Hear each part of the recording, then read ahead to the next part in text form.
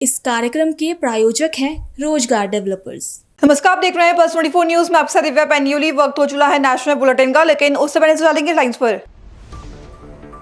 Trade deal विरोध में किसानों का दिल्ली को शंभू सिंधु बॉर्डर पर कड़ी सुरक्षा, बैरिकेडिंग से हाईवे पर यातायात प्रभावित। पेपर लीक पर प्रियंका गांधी का हमला, प्रियंका ने सरकार से की छात्रों की आवाज सुनने की मांग, शिक्षा मंत्री के इस्तीफे की मांग तेज। छात्रों पर हुई लाठीचार्ज को लेकर केजरीवाल ने सरकार को घेरा, युवाओं के समर्थन में केजरीवाल का बड़ा बयान, कहा छात्रों के साथ पूरा देश खड़ा है। नीट गड़बड़ी पर सरकार की त्वरित कार्रवाई, केंद्रीय मंत्री रिजिजू ने सरकार का रखा पक्ष, कहा 13 आरोपी गिरफ्तार, दोबारा संपन्न हुई परीक्षा। तुम दोनों की मेहनत बहुत रंग लाई है बेटा, घर बहुत सुंदर बना है। ये मेरे पापा का घर। पता है, देख तेरे पापा की नेम प्लेट अपने हाथों से लगाऊंगा। नेम प्लेट तो लग चुकी पापा।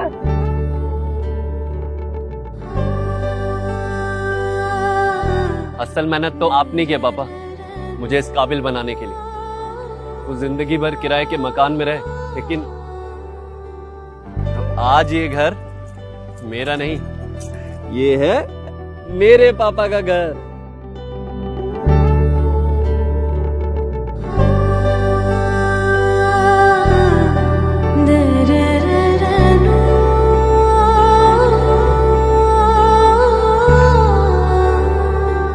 उड़ान सपनों की, आंगन खुशियों का और साथ सकर्णी का।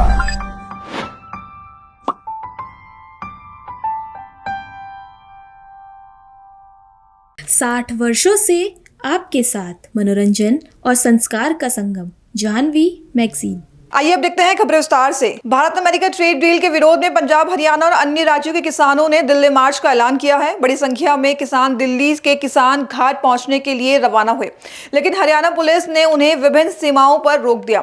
अंबाला के शंभू बॉर्डर पर देर रात से ही बैरिकेडिंग शुरू कर दी गई, जिससे दिल्ली अमृतसर चंडीगढ़ हाईवे पर आवाजाही प्रभावित हुई। दरअसल कुरुक्षेत्र के शाहबाद स्थित मारकंडा क्षेत्र में भी पुलिस ने बैरिकेड लगाकर किसानों को आगे बढ़ने से रोक दिया था। दूसरी ओर सोनीपत के सिंधु बॉर्डर पर ही हरियाणा पुलिस ने सुरक्षा व्यवस्था कड़ी करते हुए भारी पुलिस बल तैनात की है और बैरिकेड्स लगाए हैं। पुलिस का कहना है कि कानून व्यवस्था बनाए रखने के लिए यह कदम उठाया गया है। वहीं लगातार बैरिकेडिंग और सुरक्षा जांच के कारण आम यात्रियों को भी लंबे जाम और यातायात संबंधी परेशानियों का सामना करना पड़ रहा है। राजधानी दिल्ली में युवाओं के विरोध प्रदर्शन के बीच कांग्रेस सांसद प्रियंका गांधी वाड्रा ने पेपर लीक मामले को लेकर केंद्र सरकार पर तीखा हमला बोला। उन्होंने कहा कि यह कोई नया मुद्दा नहीं है, लेकिन बार बार घटनाएं होने के बावजूद ठोस कार्रवाई नहीं होती है। दरअसल प्रियंका गांधी ने आरोप लगाया कि युवाओं और उनके परिवारों को भारी आर्थिक और मानसिक परेशानियों का सामना करना पड़ रहा है। उन्होंने कहा कि छात्र पढ़ाई के लिए कर्ज लेते हैं, फिर भी उनका भविष्य असुरक्षित बना रहता है। कांग्रेस सांसद ने प्रधानमंत्री नरेंद्र मोदी पर युवा, गरीब और किसान विरोध होने का आरोप लगाते हुए कहा कि सरकार को छात्रों की आवाज सुननी चाहिए। इस दौरान उन्होंने संबंधित मंत्री के इस्तीफे की मांग की और शिक्षा व्यवस्था में जवाबदेही सुनिश्चित करने पर जोर दिया। इस मुद्दे को उठा रहे हैं काफी समय से, ये कोई नया मुद्दा नहीं है, लेकिन इशू ये है कि ये बार बार हो रहा है और इस पे कोई कार्रवाई नहीं होती है। मुझे याद है जब मैं यूपी में काम कर रही थी तो जो पेपर लीक हो रहे थे वो एक दो जो एकदम जो नीचे वाले अधिकारी हैं उनको आपने अरेस्ट कर लिया या 2 दिनों के लिए रख लिया थाने में, उसके बाद बात वहीं पे रुक जाती है। किसी पर कार्रवाई नहीं हुई है, किसी पर कोई ठोस कार्रवाई नहीं हुई है। अब ये मुद्दा इतना ज्वलंत इसलिए है क्योंकि देश के युवा हैं ये, और ये समझ रहे हैं कि हमारे फ्यूचर, हमारे भविष्य के लिए क्या है। हमारे माँ बाप लोन लेकर मुश्किल से हमें पढ़ाते हैं, हम लोग स्ट्रगल कर रहे हैं। वो ये कह रहे हैं ना, वो कह रहे हैं कि हम स्ट्रगल कर रहे हैं, हमारे लिए इतना मुश्किल है। आप कोचिंग सेंटर्स को देखिए, मैंने बहुत सारे देखे, और कोचिंग सेंटर्स में जाइए और कोई भी माँ बाप जानता है, मतलब किसी भी लेवल का, किसी भी सोसाइटी में आप जानते होंगे, आपके बच्चे जब पढ़ते हैं तो कितना टेंशन होता है, कितना जब एग्जाम होता है कितना टेंशन होता है। एज इट इज इतनी मुश्किल परिस्थिति है, ऊपर से आपने जॉब्स क्रिएट नहीं किए हैं इतने समय से, तो बच्चा अपने फ्यूचर को देख रहा है, कह रहा है कि मतलब मेरे फ्यूचर में फिर है क्या, मैं स्ट्रगल ही करते रहूं। मैं कह रही थी इंग्लिश में, मैं कह रही थी कि मैं कुछ ऐसे बच्चों से मिली थी जब मैं यूपी में काम कर रही थी, जो 26 साल के, 27 साल के, 28 साल के बच्चे कह रहे हैं हमारी तो शादी भी नहीं हो रही है, हम कुछ कर नहीं पा रहे हैं, हम इंतजार कर रहे हैं कि हमारी नियुक्ति की लिस्ट आएगी, पेपर लीक हो जाता है, हम एग्जाम देते हैं, कुछ पता नहीं चलता, उसके बाद फिर हम दोबारा देते हैं। तो मतलब ये एक बहुत ही जेन्युइन प्रॉब्लम है और इसको हल्के में कोई नहीं ले सकता। ये एक बहुत जेन्युइन प्रॉब्लम है। आज युवा बहुत ही दुखी है एक्चुअली। ये जो आप नाराजगी देख रहे हैं एक्चुअली दुख है कि हमारे फ्यूचर, हमारे भविष्य के बारे में कौन सोच रहा है। और इनकी सिंपल सी चीज है, आप प्रधानमंत्री हैं, आपकी जिम्मेदारी है, ये युवा है, हम सब इस सदन में रोज आते हैं। अब ना तो यहाँ पे आप चर्चा करना चाहते हैं, ना ऑपोजिशन को आप पॉइंट उठाने देते हैं, आप डिस्कस नहीं करना चाह रहे हैं। ये सदन है किसका? ये उन्हीं युवाओं का है ना जिसको आप रोक रहे हैं बाहर, जिन पर आप लाठीचार्ज कर रहे हैं, जिन पर आप आंसू गैस चला रहे हैं। ये तो मतलब ये सदन ही उनका है। हम सब यहाँ हैं, किसने हमें यहाँ रखा है? उन्होंने रखा है। तो उनकी बात तो सुन ले। उनकी बात तो prime minister Modi anti youth है। बिल्कुल एंटी यूथ है। देखिए एंटी यूथ है, एंटी गरीब है, एंटी किसान है। अब 12 साल हो गए, हम सब देख रहे हैं ना, किसान आंदोलन कर रहे हैं, आप उन पे दमन कर रहे हो, अब बच्चों पे दमन कर रहे हो। बच्चे हैं, सुन लीजिए इनकी बात, क्या होने जा रहा है। अगर इनकी बात शांति से सुन लें, आप मंत्री जी की जिम्मेदारी है, उनसे रिजाइन करवाइए। देखिए एक जमाना था जब मंत्री जिम्मेदारी लेते थे। मुझे याद है एक ट्रेन का एक्सीडेंट हुआ था शायद 80s में, अगले दिन उन्होंने इस्तीफा दिया। जो मंत्री रिस्पॉन्सिबल थे, जो उसके समय के रेल मंत्री थे, तो इस्तीफा दीजिए, जिम्मेदारी लीजिए। और सबसे जरूरी तो यह है कि सिस्टम को दुरुस्त करिए। दिल्ली में आम आदमी पार्टी के राष्ट्रीय संयोजक अरविंद केजरीवाल ने छात्रों के विरोध प्रदर्शन के दौरान हुए कथित लाठीचार्ज को लेकर केंद्र सरकार और पुलिस की कार्रवाई पर सवाल उठाए। उन्होंने कहा कि प्रदर्शन कर रहे छात्र किसी पर हमला नहीं कर रहे थे, वे फिर भी उन पर लाठीचार्ज किया गया है। केजरीवाल ने इसे दमनकारी कार्रवाई बताते हुए कहा कि देश ने पहले ऐसा व्यवहार नहीं देखा है। उन्होंने छात्रों और उनके अभिभावकों से चिंता नहीं करने की अपील करते हुए भरोसा दिलाया कि पूरा देश उनके साथ खड़ा है। हत्थे बच्चों के ऊपर बिना किसी प्रोवोकेशन पे, एक तो मैंने देखा 2-3 पुलिस वाले खड़े हैं, जितने बच्चे वहां से गुजरते जा रहे हैं सबको लाठियां मारते जा रहे हैं। बच्चे कुछ नहीं कर रहे, बच्चे कोई हमला नहीं कर रहे, सबके ऊपर लाठियां चलाते जा रहे हैं। कितने वो हैं जिसमें कई जगह जहां पे कोई जरूरत नहीं थी 20-25 बच्चे बैठे वहां टीयर गैस के गोले छोड़ दिए। कितनी FIR दर्ज की गई हैं झूठे। बहुत सारे बच्चे, कई मैंने देखा सोशल मीडिया के ऊपर पेरेंट्स लिख रहे हैं कि उनके बच्चे गायब हैं, उन्हें मिल नहीं रहे। शायद पुलिस उन्हें उठा के किसी जेल में ले गई है या कहीं ले गई है, लेकिन कहीं कोई अता पता कोई बताने वाला नहीं है। तो इस किस्म की ब्रूटैलिटी आज तक कभी देखी नहीं गई थी।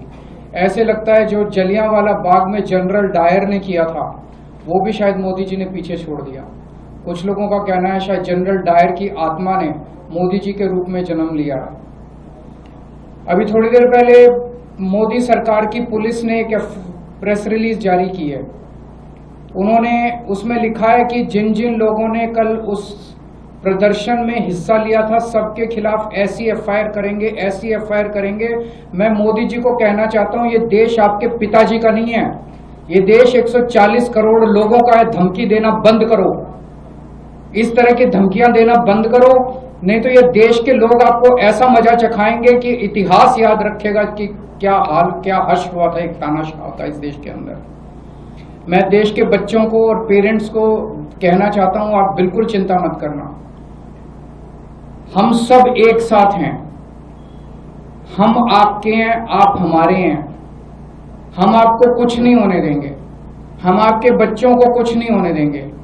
मैं भी एक हेल्पलाइन नंबर जारी कर रहा हूं, 8588333548। मेरी सभी चैनलों से निवेदन है, इस हेल्पलाइन नंबर को कृपया चला दें।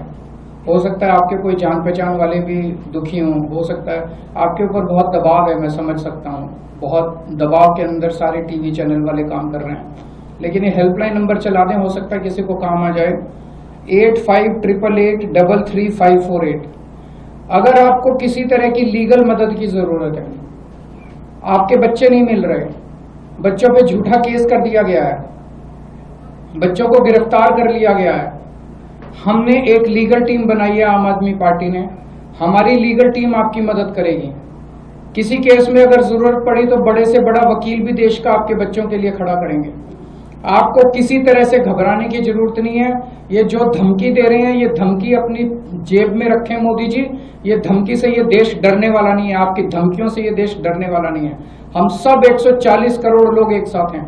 आपने 140 करोड़ लोगों के ऊपर हमला किया, इस देश के युवाओं के ऊपर हमला किया, इस देश के बच्चों के ऊपर हमला किया। सारा देश एक साथ है।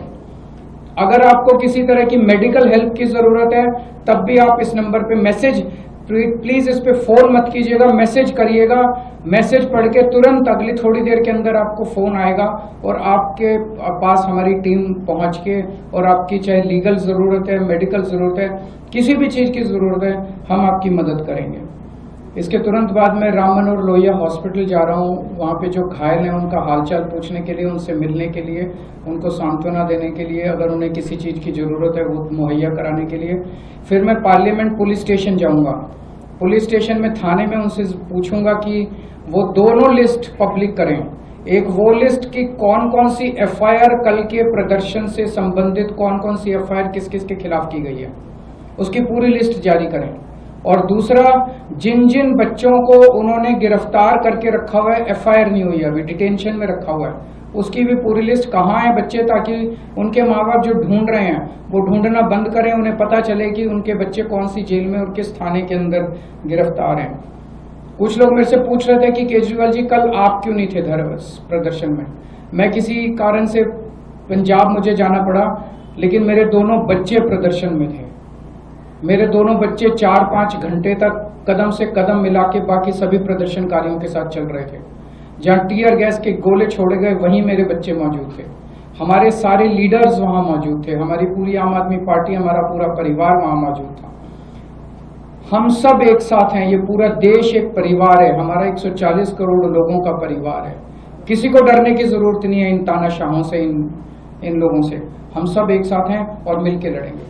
दिल्ली में केंद्रीय संसदीय कार्य मंत्री किरेन रिजिजू ने कहा कि नीट परीक्षा में गड़बड़ी की सूचना मिलते ही सरकार ने तुरंत कार्रवाई करते हुए 13 आरोपियों को गिरफ्तार कर जेल भेजा था। उन्होंने बताया कि छात्रों के भविष्य को ध्यान में रखते हुए बिना देरी दोबारा परीक्षा कराई गई और परिणाम घोषित किए गए। रिजिजू ने कहा कि भविष्य में पेपर लीक रोकने के लिए कड़े कदम उठाए जा रहे हैं। उन्होंने कहा कि एनडीए मानसून सत्र में देशहित के विधेयकों को पारित कराने के लिए एकजुट रहेगा। विपक्ष से भी सकारात्मक सहयोग की अपील की है। नीट के एग्जाम के बारे में आदरणीय प्रधानमंत्री जी ने कहा है कि जब का खबर आए तुरंत सरकार ने कार्रवाई किया और 13 लोगों को अरेस्ट करके जेल में डाल दिया गया है। और साथ साथ जो छात्र हैं, स्टूडेंट्स हैं, उनका भविष्य को नुकसान ना हो इसलिए री एग्जामिनेशन नीट का प्राथमिकता दिया गया और री एग्जामिनेशन को सक्सेसफुली, सफलतापूर्वक कंडक्ट किया गया और उसका रिजल्ट निकलने में कोई विलंब नहीं किया। तो दोबारा इस तरह का पेपर लीक ना हो इसके लिए सख्ती से कदम जो उठाया गया है। जिन्होंने पेपर लीक धंधे में जो लिप्त है, जो लोग दोषी पाए गए हैं, जिसको अरेस्ट किया गया है, उसको जेल में डाल करके प्रधानमंत्री जी ने ये अपील भी किया है कि उनका जो सजा है उसको सख्ती से सख्ती सजा कैसे दिया जाए, उसमें सारा टॉप क्लास के वकील लोग भी साथ दें ताकि जो पेपर लीक जैसे पाप काम किया है उन लोगों को घोर सख्त सजा मिले और आगे पेपर लीक नहीं होने के लिए सख्ती से जो कदम उठाया गया है उसके बारे में भी प्रधानमंत्री जी ने जानकारी दिया। और प्रधानमंत्री जी ने ये भी कहा कि पेपर लीक सिर्फ एक राज्य का मामला नहीं है, सिर्फ केंद्र सरकार का मामला नहीं, पूरा देश का हर एक राज्य में जहां जहां पेपर लीक करने में जो लोग लिप्त हैं, जो लोग इस धंधे में इन्वॉल्व है, जिन्होंने काम इस तरह का घिनौना किया है, पाप काम किया है, उनको सजा देने के लिए सब एकजुट होना चाहिए। ये कोई दलगत राजनीति का विषय नहीं है, ये देश का विषय है। और युवाओं का भविष्य के साथ कोई खिलवाड़ नहीं होने के लिए और खिलवाड़ नहीं करने देने के लिए सख्ती से कदम भी उठाए, सजा भी दे दोषियों को और फिर फुल प्रूफ सिस्टम काम जो अभी कर रहे हैं उसमें भी सब मिल करके करें, इसको प्रधानमंत्री जी ने बल दिया है। और साथ में अभी जो सत्र, जो मानसून सत्र चल रहे हैं, उसमें पूरा एनडीए सकारात्मक भूमिका निभाएंगे। हम देश के लिए जो भी बिल्स, बिजनेस लेके आए हैं, इसके लिए पूरा एनडीए एकजुट होकर के हम इसको पारित कराएंगे। और हम विपक्ष के साथियों से भी हम अनुरोध करते हैं कि हम मतभेद हो सकते हैं अलग अलग पार्टियों का, लेकिन संसद देश के लिए, देश का भविष्य के लिए, युवाओं के लिए काम करे। और इसके लिए हम संसद के सदस्य चुन के आए हैं, सब मिलकर के काम करें, इसमें बल दिया। अंबाला के सजादपुर में कांग्रेस के छात्रों के गूंज अभियान के तहत नीट पेपर लीक और छात्रों पर कथित लाठीचार्ज के विरोध में कैंडल मार्च निकाली गई, जहां त्रिवेणी चौक से नए बस स्टैंड तक आयोजित मार्च में 21 दिवंगत विद्यार्थियों को श्रद्धांजलि दी गई और 2 मिनट का मौन रखा गया। दरअसल जिला कांग्रेस अध्यक्ष दुष्यंत चौहान ने पेपर लीक की नैतिक जिम्मेदारी लेते हुए केंद्रीय शिक्षा मंत्री धर्मेंद्र प्रधान के इस्तीफे की मांग की। पूर्व सूचना आयुक्त अशोक मेहता और ब्लॉक अध्यक्ष दीपक राणा ने शिक्षा व्यवस्था में पारदर्शिता, निष्पक्ष जांच और दोषियों पर कड़ी कार्रवाई की मांग उठाई। कांग्रेस नेताओं ने छात्रों के अधिकारों और सुरक्षित भविष्य के लिए संघर्ष जारी रखने का संकल्प भी दोहराया। आज जो कैंडल मार्चिंग का क्या उद्देश्य है?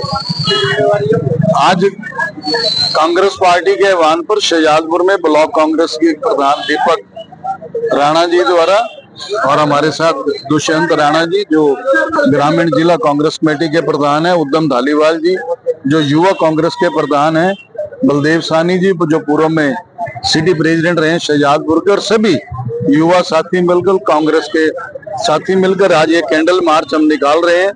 कैंडल मार्च का मकसद है, जो 22 छात्रों ने पेपर लीक के खिलाफ एक अपनी जान एक दी है, उसके खिलाफ हम सब लोग एक उनके प्रति अपनी भावांजलि, श्रद्धांजलि, पुष्पांजलि देने के लिए आज इकट्ठे हुए हैं।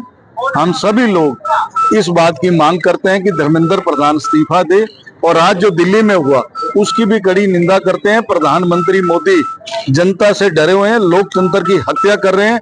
हम अब प्रधानमंत्री के भी इस्तीफे की मांग करते हैं। और आज कांग्रेस पार्टी पूरे देश में, शहजादपुर में नहीं, पूरे देश में इस तरह की कैंडल यात्रा, पद यात्रा निकाल के अपनी सॉलिडेरिटी, अपनी एकता उन छात्रों के प्रति जिनके भविष्य के साथ ये बीजेपी सरकार खिलवाड़ कर रही है, उन बच्चों के साथ हैं, उन युवाओं के साथ हैं। और हम मांग करते हैं कि जिन्होंने ये इस्तीफा धर्मेंद्र प्रधान को तुरंत देना चाहिए, और जब तक इस्तीफा नहीं देंगे ये प्रदर्शन, ये इस तरह के जो कैंडल मार्च है, ये इस तरह का विरोध प्रदर्शन है, चलता रहेगा। और आज दिल्ली में जो इन्होंने लोकतंत्र की सरेआम हत्या करी है, उसकी हम कड़ी शब्दों में निंदा करते हैं। सुप्रीम कोर्ट के सिटिंग जज से इस बात की जांच करानी चाहिए और इस सरकार को तुरंत प्रभाव से डिसमिस करना चाहिए। जा रहे हैं, सबसे पहले उन्होंने कोटा में किया, फिर देहरादून में किया, जो छात्रों के साथ नाइंसाफी हो रही है उसके खिलाफ आज हमने भी पार्टी के आदेशानुसार ये ब्लॉक स्तरीय कैंडल मार्च निकाला है। छत्तीसगढ़ के माना थाना क्षेत्र में नाबालिग से दुष्कर्म के मामले में फरार आरोपी उज्जवल आत्माराम नाइक को पुलिस ने महाराष्ट्र के ठाणे जिले के उल्लासनगर से गिरफ्तार किया है। बता दें, पुलिस के अनुसार आरोपी ने कथित तौर पर पीड़िता को चॉकलेट का लालच देकर सुनसान स्थान पर ले जाकर दुष्कर्म किया था। दरअसल अभिभावकों की शिकायत पर माना थाना में यौन अपराध और पोक्सो एक्ट के तहत मामला दर्ज किया गया था। वारदात के बाद से आरोपी फरार था। सूचना मिले पर पुलिस की अपराध शाखा की टीम ने उल्लासनगर पहुंचकर उसे गिरफ्तार किया और आगे की कार्रवाई के लिए माना पुलिस के हवाले किया गया। छत्तीसगढ़ विधानसभा अध्यक्ष डॉक्टर रमन सिंह ने राजनांदगांव में प्रधानमंत्री सूर्य घर मुफ्त बिजली योजना के तहत आयोजित सूर्य सभा और सम्मान समारोह में शिरकत की। उन्होंने शून्य बिजली बिल वाले हितग्राहियों को प्रशस्ति पत्र देकर सम्मानित किया और अधिक से अधिक सोलर रूफटॉप यंत्र लगाने की अपील की। छत्तीसगढ़ विधानसभा अध्यक्ष डॉक्टर रमन सिंह ने राजनांदगांव में प्रधानमंत्री सूर्य घर मुफ्त बिजली योजना के तहत आयोजित सूर्य सभा और सम्मान समारोह में शिरकत की। उन्होंने शून्य बिजली बिल हितग्राहियों को प्रशस्ति पत्र देकर सम्मानित किया और अधिक से अधिक सोलर रूफटॉप संयंत्र लगाने की अपील भी की। उन्होंने बताया कि योजना के तहत 3 किलोवाट तक के संयंत्र पर 1.8 लाख रुपए तक सब्सिडी मिल रही है। वहीं जिले में 4117 हितग्राही लाभान्वित हो चुके हैं, जबकि 1200 से अधिक उपभोक्ताओं का बिजली बिल शून्य हो चुका है। प्रधानमंत्री सूर्य घर बिजली योजना के तहत जिनका बिल शून्य आ रहा है, ऐसे राजनांदगांव के हितग्राहियों का सम्मेलन और जितने लोग यहाँ पे उपस्थित हैं उनका कभी 5,000 6,000 बिल आता था, अब 0 आने लगा है। इसमें जो सब्सिडी मैं बता रहा था, 1 किलोवाट में 45,000, 2 किलोवाट में 90,000 और 3 किलोवाट में 1,08,000। 21,000 का टारगेट है, 4,000 पूरा हुआ है। 21,600 का टारगेट पूरा करना है, जिससे हमारे राजनांदगांव के 21,000 घरों में शून्य बिजली आए और कम खपत कर रहे हैं तो उनका पैसा भी जमा होता जाए। ये बहुत सारे उपभोक्ता है, 1100, जिनके खाते में उल्टा पैसा जमा हो रहा है, बिजली शून्य आया है। तो मैं सोचता हूँ कि राजनांदगांव के इस अभियान को बढ़ाना है, पूरे प्रदेश में 1 नंबर में रहना है। पत्रकारों से भी मैं आग्रह करूंगा कि सोलर ऊर्जा लगाएं, बिजली को जीरो, बिल को जीरो करें और पर्यावरण की रक्षा में अपना बड़ा योगदान। अभी के लिए बस इतना ही। खबरों के लिए बने रहे पल्स 24 न्यूज के साथ। अब तक नमस्कार। तुम दोनों की मेहनत बहुत रंग लाई है बेटा, घर बहुत सुंदर बना है। ये मेरे पापा का घर। पता है, देख तेरे पापा की नेम प्लेट अपने हाथों से लगाऊंगा। नेम प्लेट तो लग चुकी पापा।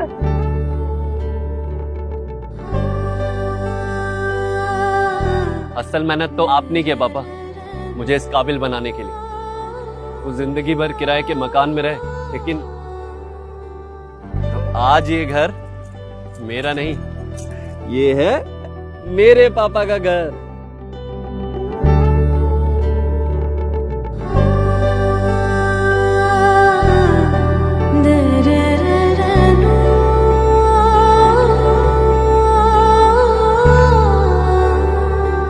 उड़ान सपनों की, आंगन खुशियों का और साथ सकर्णी का।